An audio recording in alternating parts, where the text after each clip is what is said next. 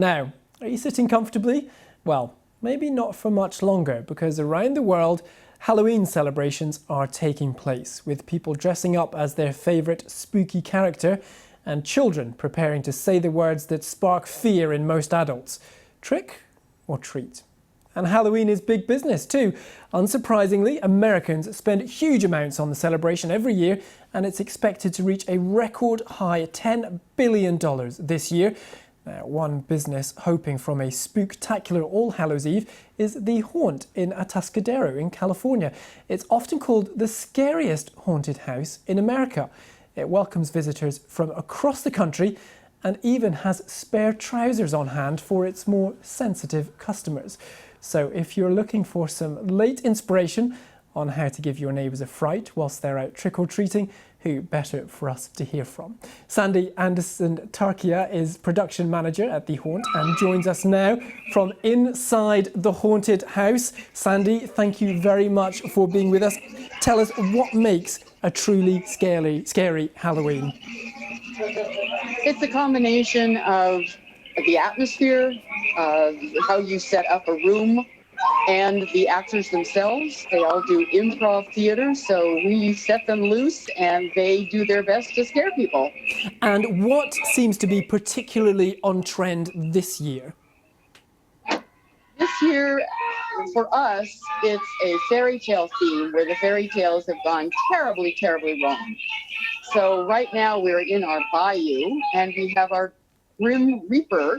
We call him, the Grim Reaper Scary Tales is what we've got. And that seems to be pretty popular for us.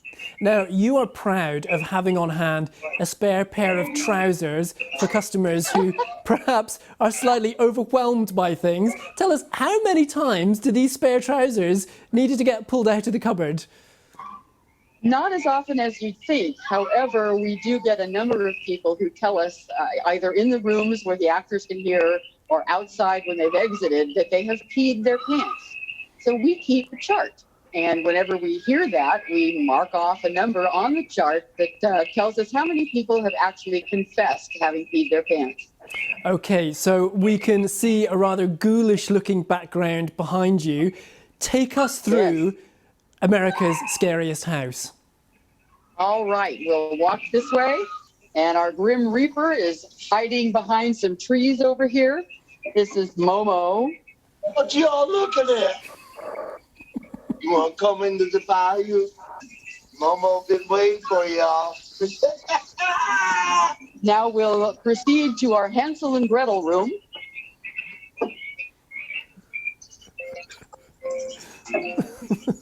And this is our Hansel and Gretel room.